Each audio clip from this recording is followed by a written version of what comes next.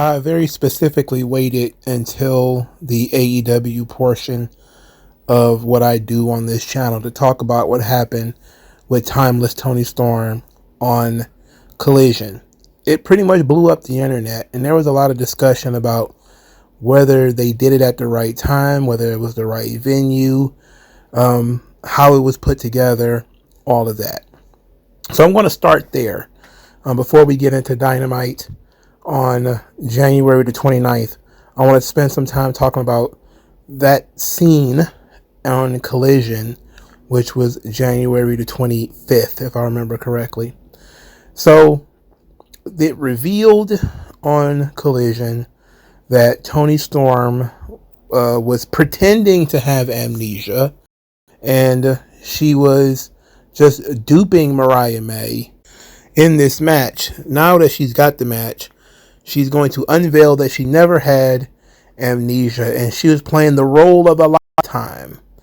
That the hardest role is the one to play yourself.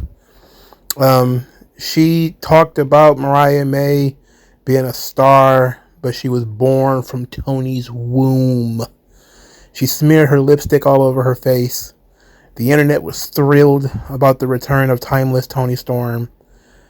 And, okay, I have to be the guy that looks at things a little too critically. I made 4 points that I would like to address before, we really go further in this. One is that the reveal happened after Toni was attacked.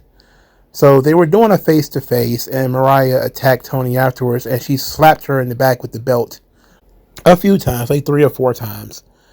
And as Mariah May is walking away is when Toni Storm, I guess you could say, transforms. At this point, my second point jumps in, is that it really didn't affect Mariah May at all. She had a scowl, but it wasn't a surprise or a shock or a fear of Toni Storm. Or this version of Toni Storm.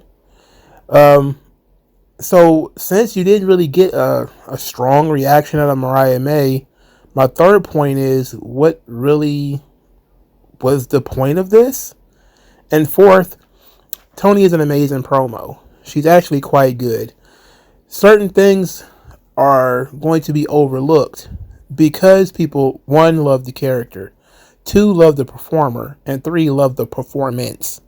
So certain elements that they put together in the story that really don't make sense, people are willing to overlook it. Now, for me, I don't complain too much about the reveal being on Collision. I really don't care about that. Would I have preferred it to be on Dynamite? Absolutely. But putting it on Collision is a trick to get people to watch Collision. That's pretty much the point of putting it on Collision. They want people to watch Collision. Now, how would I have done this? Let's talk about how you could have improved it.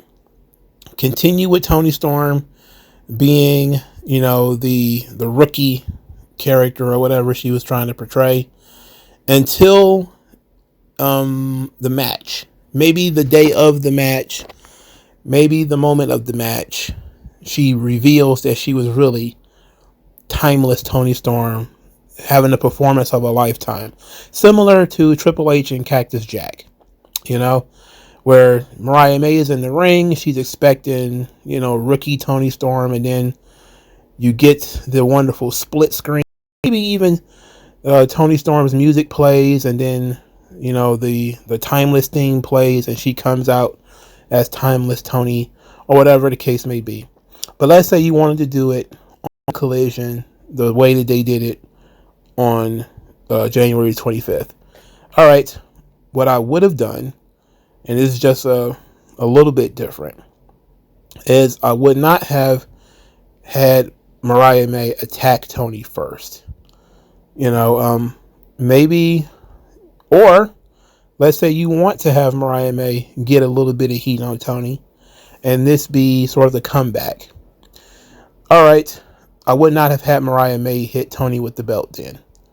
Maybe she just pops her from behind, knocks her down, kicks her a couple of times, And then as she's walking away, Toni fires up. At that point, it is imperative that Mariah May actually sells the moment. And what I mean by selling the moment, I mean that everything in wrestling has to be dramatic and somewhat over the top. Mariah May's, the look on her face was one of confusion, kind of disgust, when what you were looking for is shock and surprise and maybe even fear. And not having that be the reaction, I think took away from it from a little bit. So if you were going to do it the way that they did it, I would have toned down Mariah May's violence, which I know is, her character is all about being, hyper violent, which is supposed to be a contrast to her beauty.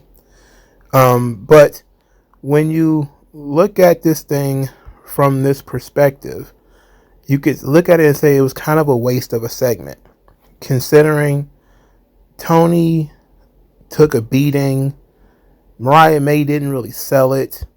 Psychologically, it doesn't change the match at all. Like, it doesn't give Toni some kind of edge in the match. If Toni's transformation had somehow, went away during the match, would have probably been better, right? There's better times and better places to do it. There's more dramatic ways of doing it. But again, like I said, people love the performance, they love the character, and they love the performer.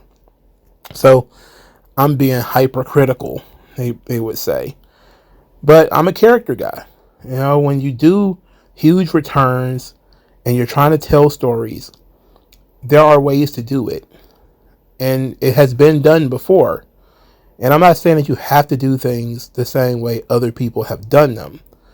But you have to look at how these things were done before and what made it work. And what made the Cactus Jack reveal work is that Triple H was not expecting it. Second thing that made it work is that Triple H sold it. The third thing that made it work is that once they were in the heat of it, Triple H could not back out. And he lost. Now, I fully expect Toni Storm to win the championship in Australia. It's her home country, continent, rather. So I fully expect her to win. But I think if you'd have peaked this moment just a little bit differently, it could have maximized it a little bit more. So you can do what they did on Collision. You could even do it on Collision. But there's always just tweaks here and there that I would have done. I probably wouldn't have had Toni no sell getting hit with the belt. That's just something I would not have done. Also, probably would have followed it up on the television show too, and not made people wait a whole nother week, considering she's the top female character on the show, even above Mercedes in terms of character work. Why make people wait a whole nother week?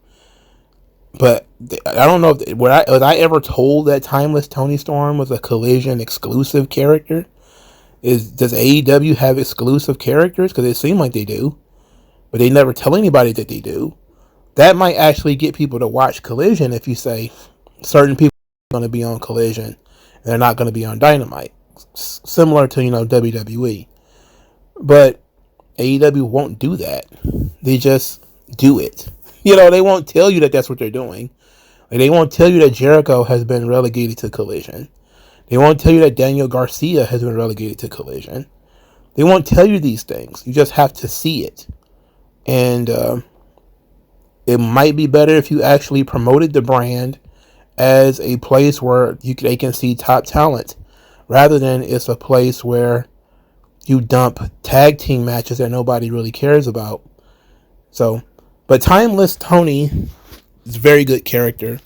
I'm glad it's back, And our cherry lip paw goddess is still very bottom heavy. What a fat bottom girl she is. Now, before we get into the show, we're going to talk about news and notes. And one of the things that I want to talk about is Tony Khan not allowing talent to work WrestleMania weekend. And even going so far as to not having an ROH pay-per-view that weekend, that's just a rumor. All this stuff is just rumors. We don't know for sure what's going to happen yet.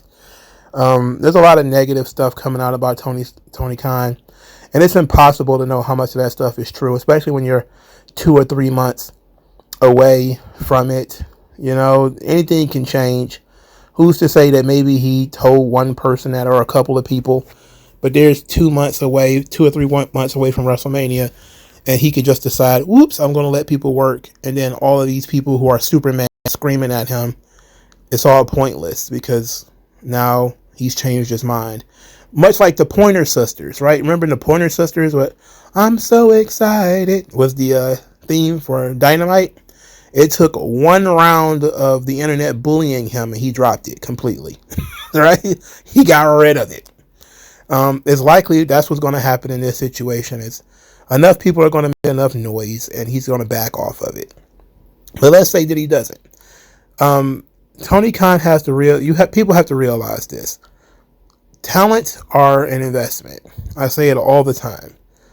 If Tony Khan does not want his talent, the people that he's investing in, to go out and get injured, these guys are not painters.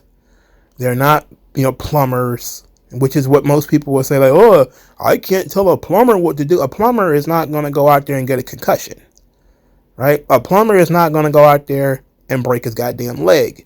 He's not going to go out there and puncture his lung. This is a completely different industry. Yeah, you may say, well, he's an independent contractor. Yeah, it may work for painters because, while painting can be dangerous, it's not inherently dangerous. Meanwhile, pro wrestling is inherently dangerous. And the idea that you might get hurt on an indie show is always there. Now, I know there's a lot of scumbag indie fans who absolutely love the idea of wrestlers doing a bunch of indie shows because, well, WrestleMania weekend is a chance to make a bunch of money. Yeah, it is. But that's for people who don't have contracts. If you already have a contract, maybe it's at that point in time where you should discuss a raise or discuss that Tony Khan should actually be using you so that you can make more money that weekend, or that Tony Khan should run a show that weekend so that you guys can make some money. But I'm not mad that Tony Khan wants to restrict his talent from being exposed to injury on WrestleMania weekend. Now, some people think that Tony Khan is being that he's being paranoid, that he's specifically concerned about the young talent who might go work some show somewhere and Gabe Sapolsky or William Regal or something like that is in the audience and he's going to steal them. Well, if that's the case, and it very well could be, Tony Khan should instead use the talent himself. I mean, if you're worried about talent being taken away from you, why would you be worried about talent that you're not using? Why would you be worried about underneath talent like Ring of Honor guys or guys that you have relegated to first, second match on Collision or mid-card matches on Collision? Why would you be concerned about them guys going over to NXT or going to WWE? Why do you care? If they get poached, they're low-hanging fruit anyway. It shouldn't matter that much if those guys, William Regal or whatever, sees something in those guys. And guess what? The fault is yours, because if you can't appreciate what you have and then somebody else is, got their eye on that talent, then it's not the talent's fault, and you shouldn't be able to restrict the talent just for that, just because you're paranoid. Injury, yes. You have plans for them, yes. You need them for something, sure. But just because you think that WWE is going to take them, that's just garbage, And I don't see why that would be a concern, because 9 times out of 10, the kind of talent that would be doing indie shows is the kind of person that you got on some kind of per appearance deal. And who the hell cares if that guy gets snatched up and taken to NXT? Who cares? I mean, it's not like that's a future world champion for you or anything like that. Because if he was, you probably would have him under a real contract and he would really have TV time and you'd be investing in him. Otherwise, who really cares? That's, I think, is, what Nick Khan and Triple H has learned, is that when you look at certain people that they're, going to TNA or letting them go work in overseas or Japan or something like that. It's kind of, we have nothing for you right now, for starters. And second, you know, it's really out of the way. And if we was doing something with you, we wouldn't be letting you do it, you know. But I mean, it's just real simple. So clearly, it's a foolish endeavor to think these talent are going to get poached. I wouldn't be too concerned with that at all, because the level of the talent is not worth protecting, and it's not worth the negative attention that you're getting for this. I mean, you're already getting a ton of negative attention for not letting guys like Ricky Starks go. Speaking of which, there was some controversy because Ricky Starks wrestled on the House of Glory show. I believe it was in Chicago. And there was a huge fuck TK chant in the building. There were people, wanting Ricky Starks to wrestle on Netflix. There was a lot of backlash on the internet about and saying, "Oh, you go to an indie show and these guys, they want you to go to WWE. They want the business to be monopolized." And it's it's a simple situation for me. It's not that the fans want the talent to be taken away from them, because I saw somebody post a video of CM Punk doing something very heelish back in the halcyon days of 2005, where he signed his WWE contract atop the Ring of Honor World title. And they said, oh, he was hated for this. But in modern day, people will be thrilled that he was going to WWE and leaving them.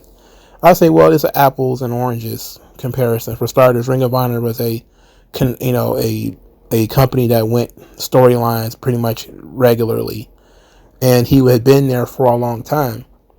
A guy who was everybody's looking at as being underutilized, and a guy who is being, I guess you could say, punished, is a very different situation than a guy who outgrew his surroundings.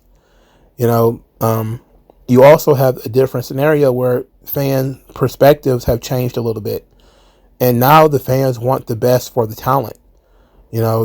Sometimes they're a little bit selfish in terms of they don't want a talent to leave, they don't want a talent to grow, but they seem to be a little bit more open-minded in terms of House of Glory doesn't run that often, and if that's pretty much the only place, other than if maybe he's getting pulled from GCW shows, but maybe there's other smaller indies out there.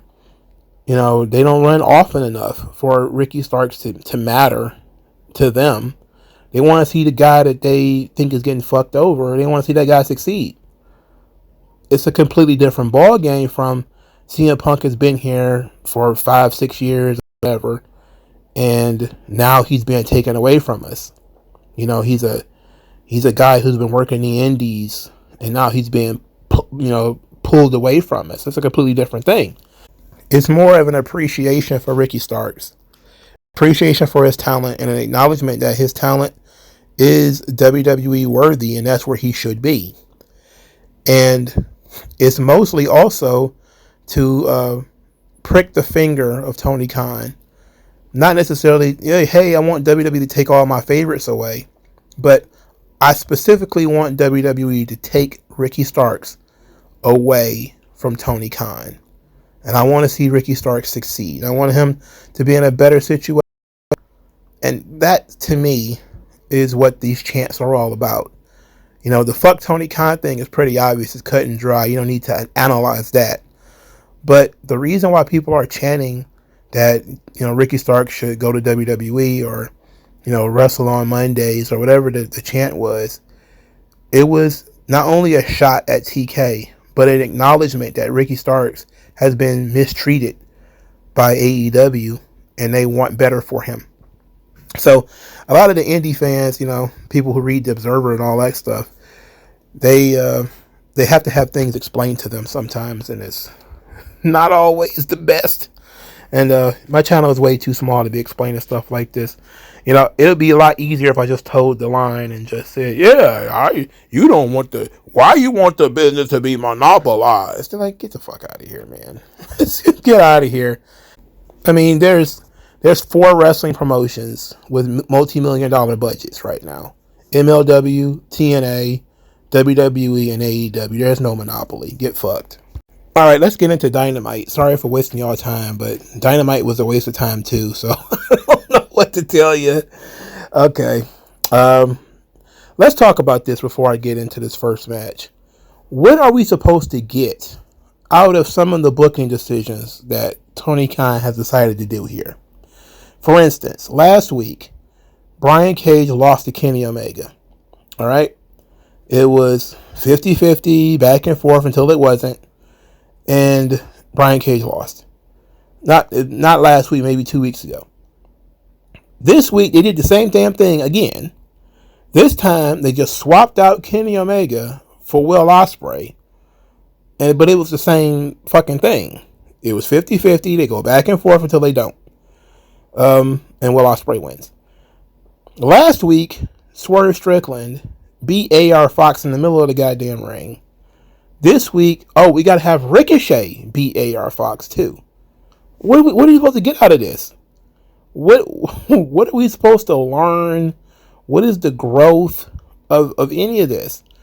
Now, these 2 matches in particular are problematic because they were so long. These matches were so long, and there was 0 chance of the other person winning. It was such a problematic thing for me. Mainly because one thing that you never see in AEW is dominance. You never see dominance in AEW. You used to see it because they used to have Wardlow, right? He used to go out there, powerbomb guys 2-3 times. The crowd would go crazy and he'd walk out. The thing that AEW is always missing is clear dominance. One person is significantly better than the other person. And I'm not talking about squash matches all the time. I'm talking about a match where it's not 50-50. It doesn't go 15 minutes. And the guys aren't kicking out of all of your best moves. I mean, it's just, you hit a guy with your third best move, and then you have to hit him with 2 more after the fact. It's like, God, is he a main event guy or what? What's happening here? You know, like, back in the day, Undertaker used to be able to beat people with like a flying clothesline or a choke slam or something like that. Most of the time, the top guys got tombstones, you know, and sometimes he do the tombstone just because that's his finisher. But there were matches where he would win with a choke slam. You know, there were matches that he won with a flying clothesline. You know, and sometimes you got to win a match with a flying clothesline. You know, but these matches, they're essentially all the same. There's no difference between them. And it's all about the post-match, which is fine because that's what, you know, WWE does the same thing. The issue here is that you invest so much time in Brian Cage and AR Fox, and you don't invest time in other people. You invest time in these matches because you think, hey, it's a good match. It's a good match for good match's sake. And that's, I guess the sickos love that. But for me, bon voyage. I'm barely staying awake here. There's no way at 8 o'clock I should be dozing off. I get up at 6:30, but I shouldn't be dozing off at 8:15 because Brian Cage is still in the ring. There's nothing you're going to be able to do outside of Brian Cage pulling out a Tommy gun that's going to get me to believe he's going to win this match. He has not won a match on TV in forever. And AR Fox has never won a match on television. Why is it taking Ricochet 10 minutes to beat him? It just doesn't make sense. That's one of those booking decisions that do not make sense. Show clear dominance. There's another thing that don't make sense. Why is it that the 2 biggest guys in the Don Callis group are the most useless? Right? So after Brian Cage loses, which of course he was going to lose, it took forever for it to happen, like 15, 16 minutes or whatever. Brian Cage and Lance Archer, two most useless guys of all time. Let's call them Bebop and Rocksteady, Team Rocket or whatever. One of them has a tramp stamp. I'm never going to get over that.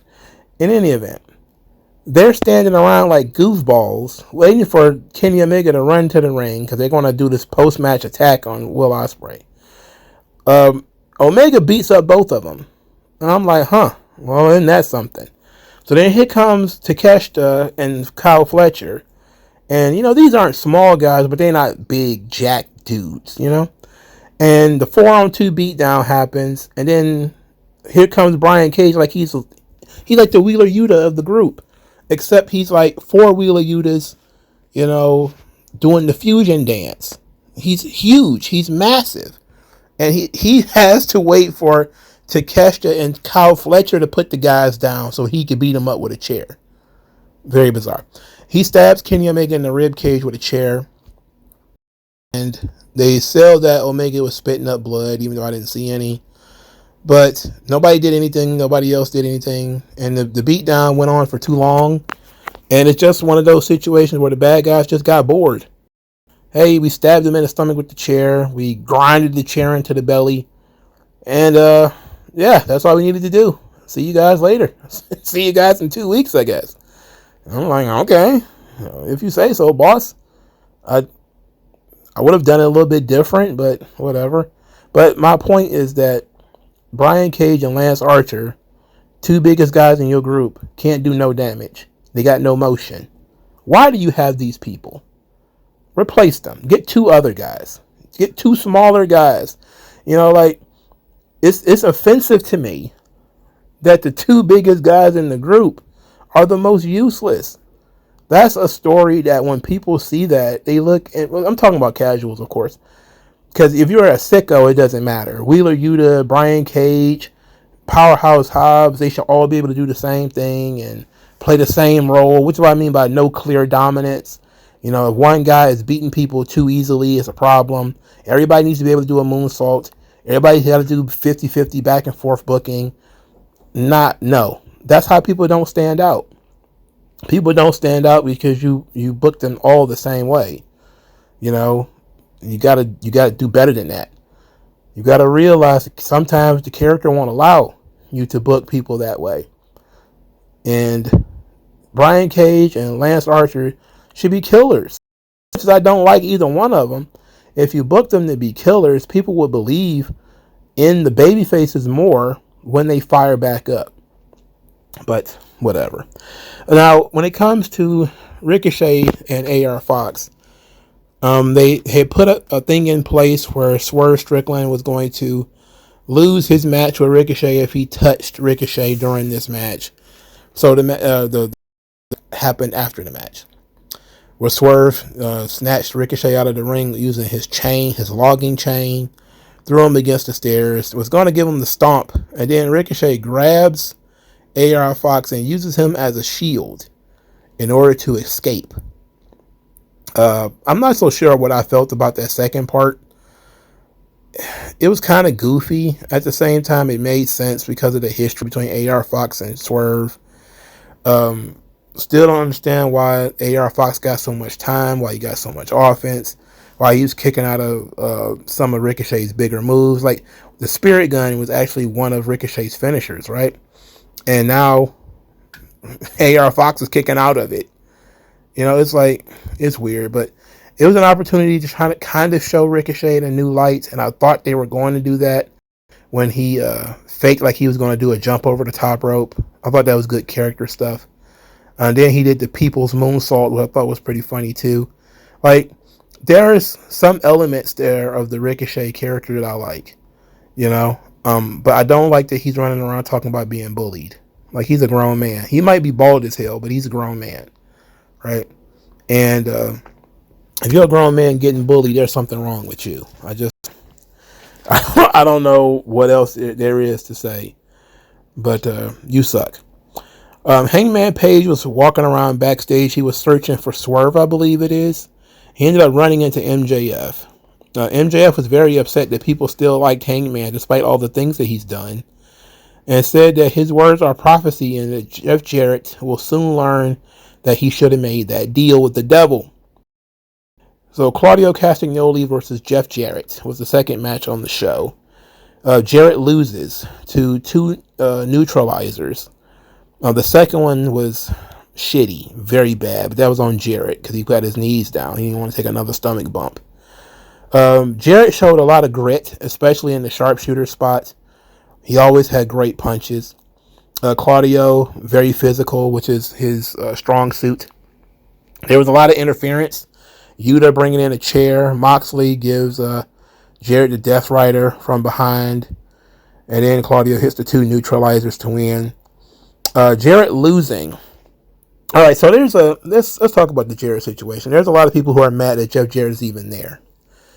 They don't see the benefit of investing in Jeff Jarrett long term. And I typically agree with that. I don't think Jeff Jarrett is a long-term investment. I don't think he's a particularly strong short-term investment either. I see Jeff Jarrett as a vehicle to reheat MJF. And that's the goal of this angle, is to try to get MJF back on track. They're already looking past it by having MJF interact with Hangman Page.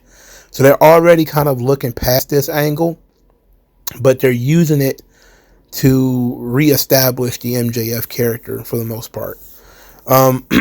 If you're upset that Jeff Jarrett is on TV, I understand that. And I get it. Especially if you were a TNA fan, Jeff Jarrett was still winning the belt in 2015. 13 years into the company's existence, Jarrett was still winning the world title. I know because I just watched a King of the Mountain match in 2015 where Jarrett won the title. And I was like, oh my God. And they were even doing old man Jarrett at that time. Where it's like, I'm not sure I still got anyone in you. So the Colonel's been around for a long time.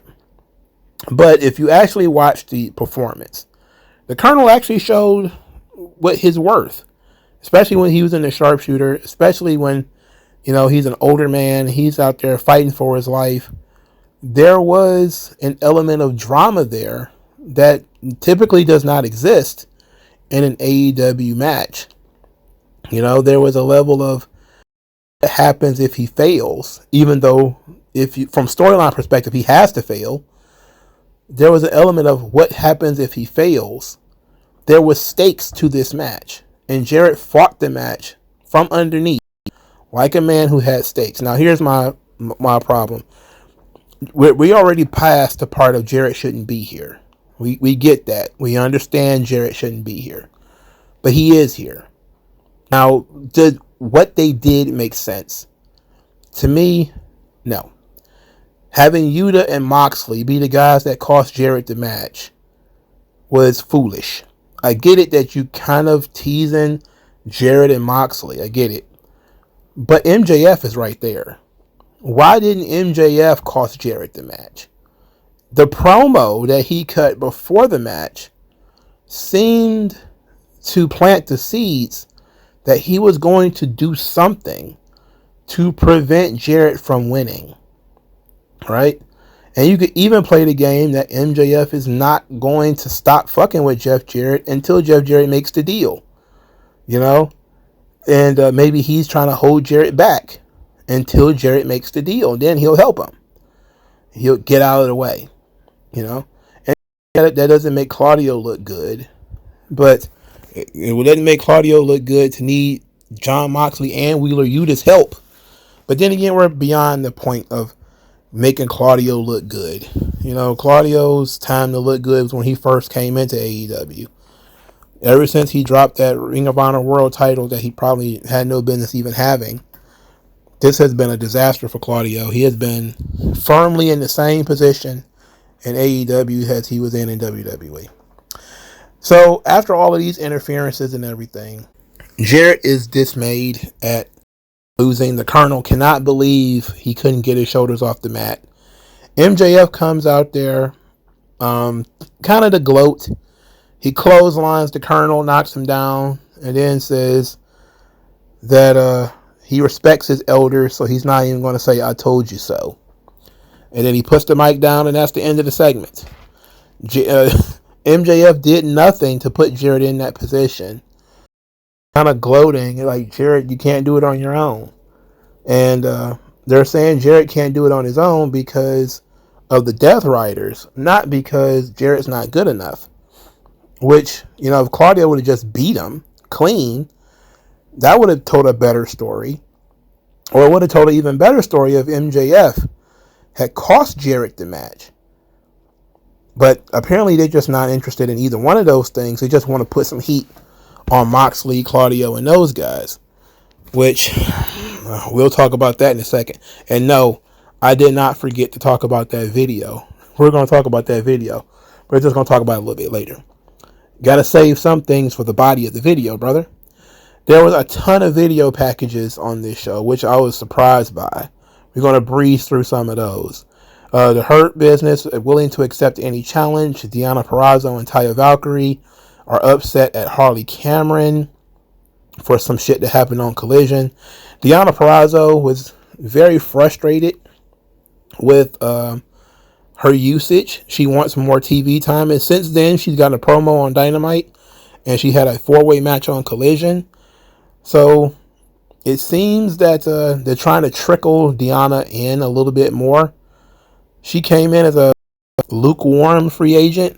I wouldn't even say a hot one, but a closed mouth don't get fed. If she's got to go to Tony and say, look, I need to be utilized a little bit more, look at your division. Why wouldn't you utilize Deonna more? Taya should be complaining too. I know Taya is probably 40 something at this point, and she's just going along for the ride. But yeah, Deonna has every right to. Anybody should have every right to speak up and say, hey. But especially in the women's division, because the women's division is so damn weak, Deonna could easily fit in, and I don't know how far she can go in terms of what her ceiling is. But if you're going to be benching Britt Baker, you need to replace her with somebody or something. And I guess Deonna Purrazzo is good enough. But there's a ton of people, especially women, where the question is, where the hell have they gone? Hikaru Shida, by the way, where did she go? Where did Chris Statlander go? Where is Willow Nightingale? I don't know where any of these people are. Who knows? Jericho is getting on Big Bill's nerves. He's kind of rolling his eyes behind Jericho. Bill is still feuding with Hobbs, and Hobbs didn't come to the building. Blah. I don't know. I don't care. I don't care about this Collision stuff. Mariah May cut a promo, claimed that Toni Storm isn't real. Said she used Toni. Toni's most memorable moment was bleeding and crying at her feet, claiming that Toni quit the UK and Mexico because she wasn't good enough. Said when you're good as Mariah May, you don't need to change a thing. I thought that was pretty good. Mariah May was a solid promo here. She also had some complaints. She complained about not cutting in-ring promos as the champion and felt like she should be doing that more. And under normal circumstances, she is correct. But they're trading in-ring promos to standing on the stage promos, which are not the same thing. But she's going to be in front of a live audience. So it seems like Tony Khan is trying to take what the wrestlers are saying publicly and utilize it. That's what he's trying. Especially when these are sensible requests. Like Deonna Purrazzo just wants to be featured more on TV. It's like, well, you got a ton of TV time. You could feature her more. Hey, Mariah May just wants to cut promos in front of a live audience. Maybe you don't give her the center ring treatment, but she gets center stage. Okay, fine. So it helps. Every little bit helps. The Gun Boys, whom I forgot existed. I also forgot they were the tag team champions. There was a vignette for them too. Now, there was another match here. Jay White versus Wheeler Yuta. And quite honestly, I wanted to turn my TV off. I really wanted to sell my TV because I did not want to watch this match.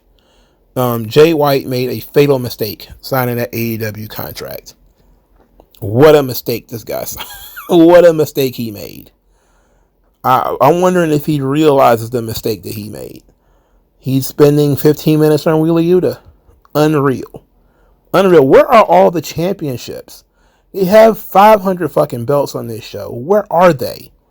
Like, I know Takeshita is wrapped up in the Omega thing, but where's Daniel Garcia? Where's Okada? Where are those trios belts? Like, my God, there should be other things for people to fight for, you know? Anyway, Jay White won this match, obviously. Again, this should have been a match where Jay established some level of dominance because Wheeler Yuta is a jabroni. Should have just dropped him on his head. 2-3 minutes, that's it. And then the Death Riders jumped in and beat him up. Because they were going to jump in and beat him up anyway, right? It was a 3-on-1 beatdown as Mox, Wheeler, Yuta, and Claudio beat up on Jay White. Edge and FTR ran to the ring, chased them off. At this point, Dax gets on the microphone, talked about how he doesn't hate what the Death Rider does, which already took me out of it because you're supposed to hate what they do. They attack people and they kidnap the title. But he says that what he does hate is that they tried to end his idol's career. He's talking about Ricky Morton and the Rock and Roll Express, who's almost 70 years old. Had no business wrestling, by the way. Then he challenged the Death Riders to a street fight, a Mid-South street fight, which Bill Watts would have called a ghetto street fight. I wonder if AEW got a ghetto. Yeah, they did. It was called Collision. I don't care about this at all. The crowd seemed to like Edge, TR, and all this stuff, but I'm not buying what they're selling in terms of the Death Riders. This angle has been universally shit on. I have not seen anybody, not one living, breathing person, who has put over this angle. Not one person. So they did a video, the Death Riders did, of course, where they were talking to Renee Paquette, and they gave each one of them an opportunity to talk. I'm going to be honest with you, I did not get through Yuta. I got like 3 or 4 minutes in and basically quit. I basically quit. But Pac was in the sauna because he never wears clothes. That's his gimmick.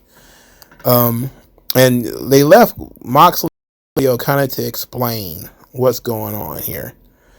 And they explained that they're not trying to kill AEW. They want to lay a beautiful foundation, Claudio says.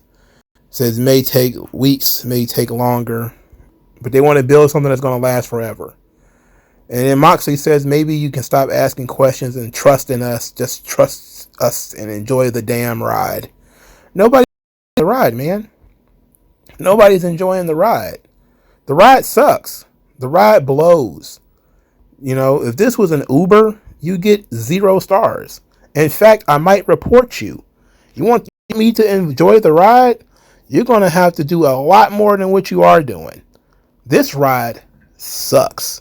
This is like when you're on you see one of those nightmares of like being on the Ferris wheel and you're stuck 400 feet in the air or something like that.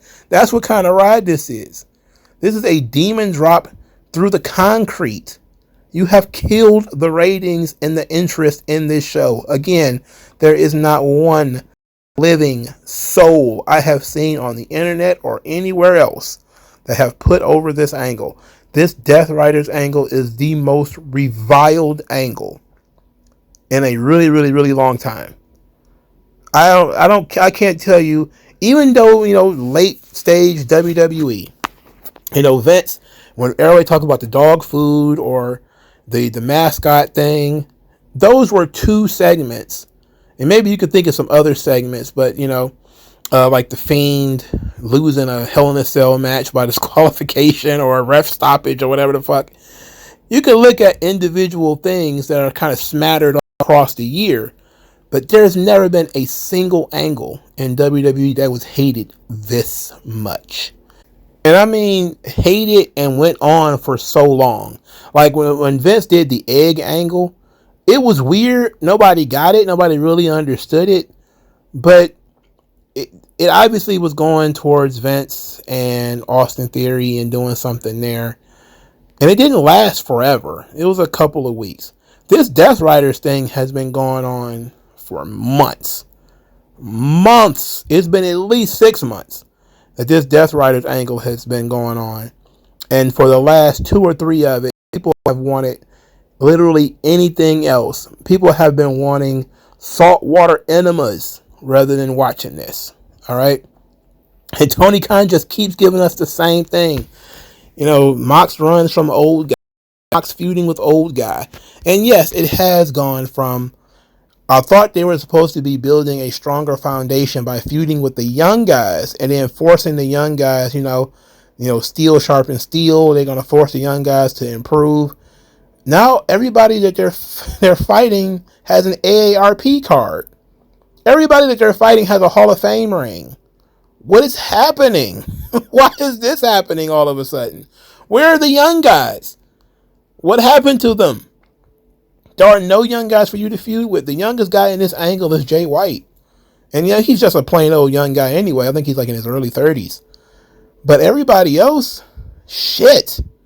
Mid-30s, 40s, 50s. Nuts. Absolutely crazy.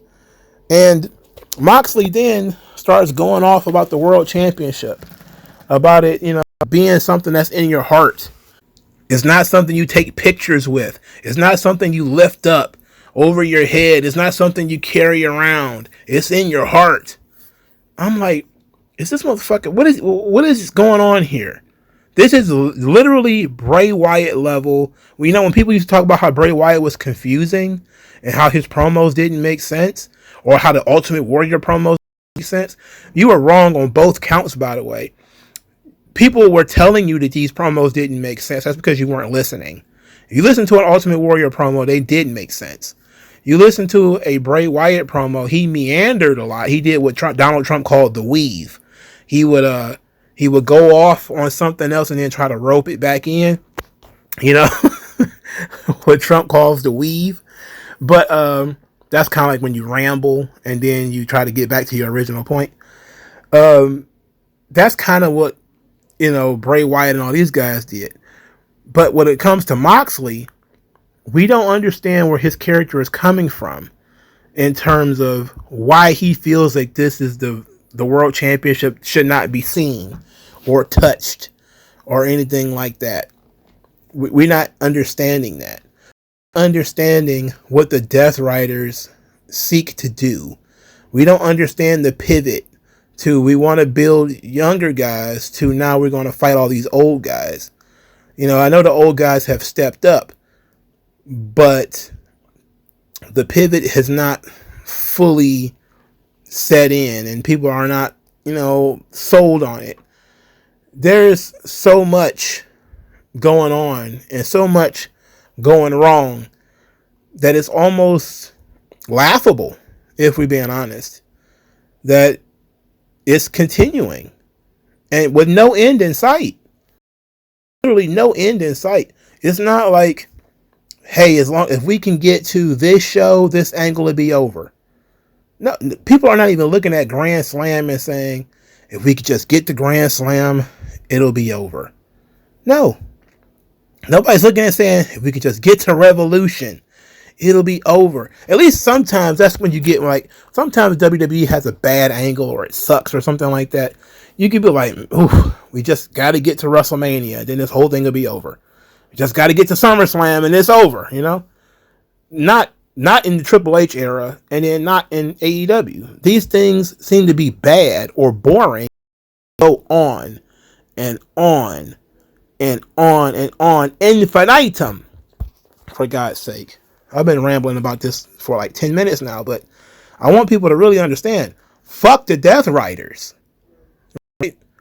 This angle sucks. And it's accomplishing nothing. It's doing nothing but wasting television time. All right? It's serving no purpose. The main event of the evening, Mercedes Moné defeated Yuka Sakazaki, the magical pixie girl, or whatever. Now, the whole reason Yuka Sakazaki is here is because of Sumi Sakai. Now, Sumi Sakai is, of course, a very famous Japanese Joshi wrestler, female wrestler. She retired recently, and she had like a retirement match. I think Yuka Sakazaki was part of that match, and then Sakai had probably one of the funniest tweets.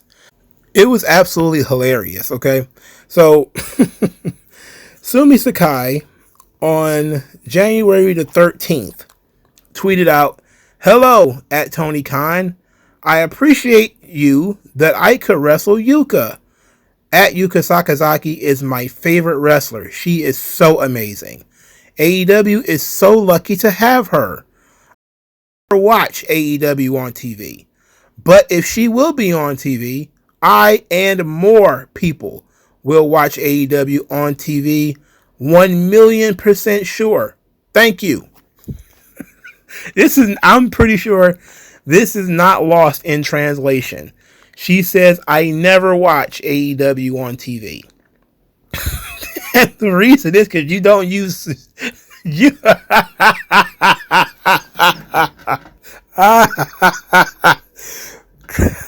And you know what? This immediately led to Yuka Sakazaki match on Collision. So then Sumi Sakai starts to promote AEW because Yuka is wrestling. And it's pretty funny. I mean, out of nowhere saying like, yeah, I don't watch this shit. But if you put my favorite girl on here, I might watch it. So they gave her 2 matches because of Sumi Sakai. Now, this match with Mercedes Moné, I don't know what the fuck this was supposed to be. I'm not even going to lie to you. This is not a main event. It did not feel like a main event. It did not feel at any point in time that Mercedes was in dire straits or she was in trouble. This was the one match that should have been 50-50 that seemingly was dominated by Mercedes. You know, it's very weird.